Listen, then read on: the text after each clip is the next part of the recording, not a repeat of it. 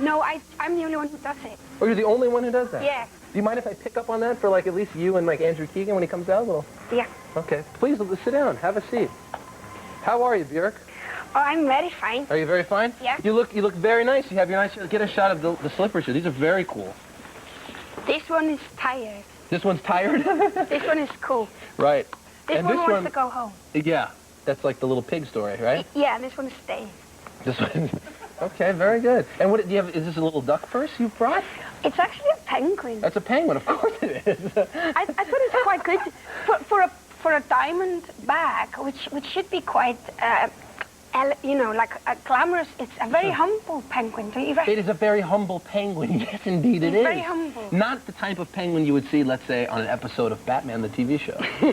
You know what I mean? Causing trouble around Gotham City. Does it open? I'm not going to go into your contents, but it's a little purse there. Yeah, wow, you just got loaded $100 bills in there. I got USA cash. USA cash. You know what the 20's worth here in New York City? What can you get for it? Oh, not much. What can you get? Like a Sprite and a Yoo-hoo or something. Very nice. And you look nice too. This is very nice. Is this sort of your own fashion? Do you sort of design your own clothes? Oh no, this boy he's called Jeremy. Yeah. Scott, and he made this dress for me. It's very nice. Yeah. Bjork, it seems like your videos, when we watch your videos here, and do you like our ground here? Isn't this nice? This is Times Square, Bjork. This is the crossroads of the world. Oh, I'm such a traveler, aren't I? Yes, you are quite the traveler. Yeah. Whatever you paid for that penguin, I guarantee you get half off right out there. And you get a VCR, too. Anything you need, we'll shop after the show. Bjork, when I watch your videos on MTV, home of music television, I think one thing, I think that you enjoy making music videos almost as much as you enjoy composing the music. Is that safe to say?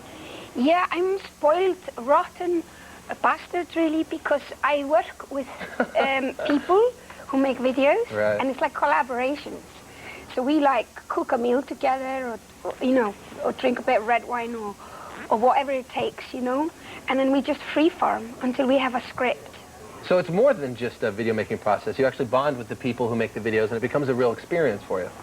Yeah, and I work with very different people as well, so you, and sometimes people are very chaotic and then you're organized. Sometimes right. people are very organized and you're chaotic. Some people are about decoration, so sure. you become the heart. Right. Or they are about the heart, so you just support them. And I like that most of the people I do music with as well, to like almost become their other half. Right, sure. It's like a puzzle. It's like a connected bond of some sort, Yeah, that's definitely what gives me my kick. So tell us about Bachelorette right here, which we have here. This is working with Michelle Gondry, a very experienced music video director. Talk us through this now. When you have the song, how much do you say to Michelle Gondry, here's my vision for a visual to my song? Oh, well, me and Michelle, we've done 6 videos together. This was number 6. So we know each other inside out now. So I can talk in hints. Right. Did you drink wine with Michelle Gondry as well? A little red wine? Guilty. Yeah, guilty as charged. Bjork, now, your videos are just so awesome. They're epic. They're fun to watch. They're like little stories, and it's almost like... Yeah, with this one, we decided that this was like, because the lyric of the song is very much about...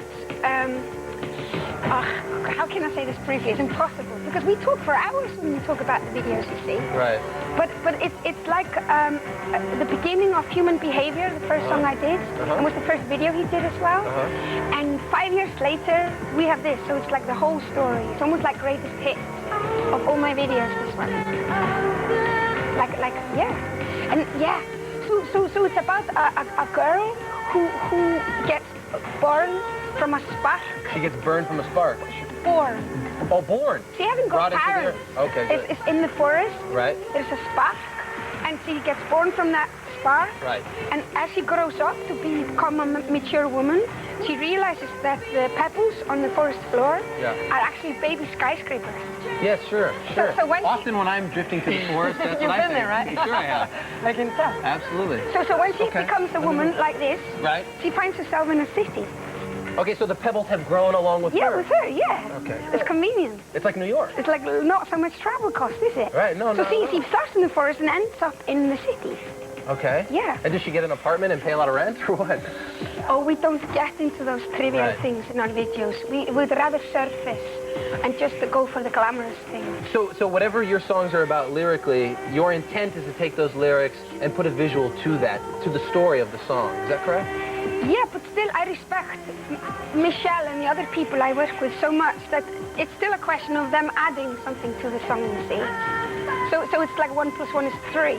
Right. We don't want to do 1 + 1 is 2. No, everybody does so that. Boring. It's so passé. Yeah. I agree with you, Gross, Bjork. yeah. All right, let's take a look at this fine video, the rest of it. This is Bachelorette from Bjork.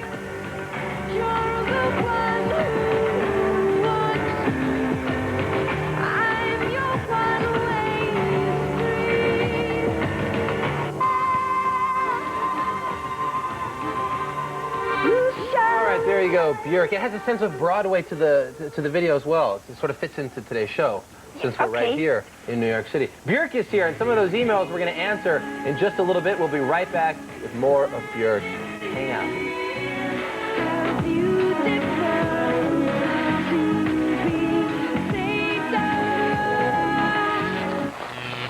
MTV Live to my left, Bjork, and she was nice enough to bring her penguin purse, which is a humble penguin we've discovered at this point. Yep. Bjork, I'm going to tell you something. You're in New York City, this is Times Square. Would you like to see the world's largest pickle right now?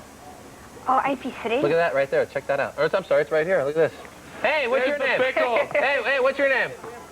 Like my pickle? Yeah, what is that thing? It's a giant pickle. We're in New York this week from WTUE in Dayton, Ohio to kick off International Pickle Week. Wait, what happens So we're celebrating and kicking off with the big pickle. All right, thank you very much. All right. You know what? Any reason to get out of town nowadays, you know what I mean? Hey, it's Giant Pickle Week. Let's fly somewhere. Bjork, our question of the day is, it's sort of springtime, launching very close into summer. For a lot of young people, it's certainly, for my friends especially, prom season. Do you have much of a prom memory? Did you go to a prom? We don't have that in Iceland. You don't have a prom in But Iceland? I've seen it in the films. You've seen it in the films? American Graffiti, yeah, I've seen it in films. What is your impression of an American prom? Oh, it seems very, it's like a ritual, isn't it? It is, unless you're a sacred. dork like me and you don't go. I didn't go. Okay. So what did you do in Iceland at sort of the end of the school year, as you're about to graduate onto another level of education? Was there any form of a celebratory night? Was a dance, a limo, anything? I guess people probably get absolutely filthy drunk. I love the tempo in that phrase. Yes, some things are transcontinental, aren't they, Sean? Bjork, we have some emails here, some people who are writing into us about our question of the day. Some fond prom memories. I let a good friend of mine go to the prom with my boyfriend because no one asked her, and he ended up dumping me for her. Never a good idea, Liz. Being nice went out somewhere early in the 90s, along with acid wash jeans. We've got another one here, prom stories.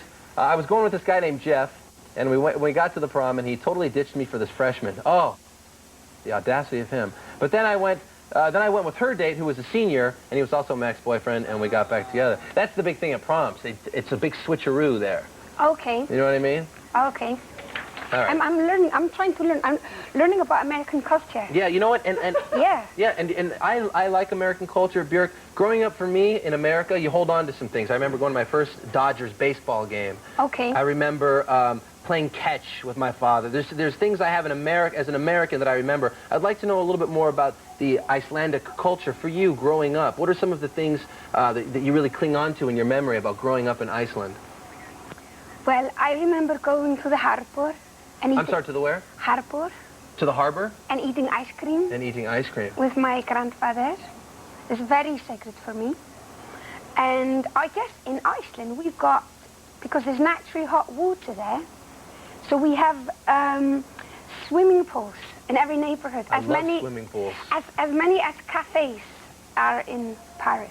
Okay, so that's like a swimming pool in every corner. Yeah, and people sit in the hot pot and they talk and they gossip. Are they like public? I mean, can you just walk up in Iceland and jump into a pool? Yeah. Yeah. Wow, really? Yeah, so I miss the swimming pools very much. But you know, it's very cold in Iceland and you still have no problem eating ice cream?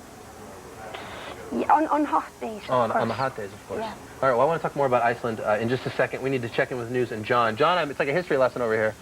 Yes, I see that. And I've been sitting here watching the Dayglow green sign in the middle of Times Square. Have you read that yet? No, I haven't had a chance to read that one yet. We love you, Carson Munas.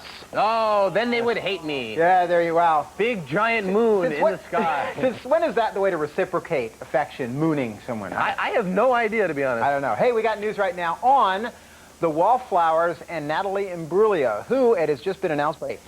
You might want to try some. Oh, for one of those fish-eating, head of lettuce and, some tomatoes. Right, so a tree hugger all the way. Hey, I have some of that Nuge meat right here. Me and Bjork are about to indulge. Would you like some? You want to try it? Yep. This is the original. See, Bjork's down. She knows what time it is. Here we go. We're going to have a little snack here. Compliments of Ted Nugent. We're going to take a quick break. We'll be right back with more of Bjork and Andrew Keegan a little bit later on MTV Live. Stick around.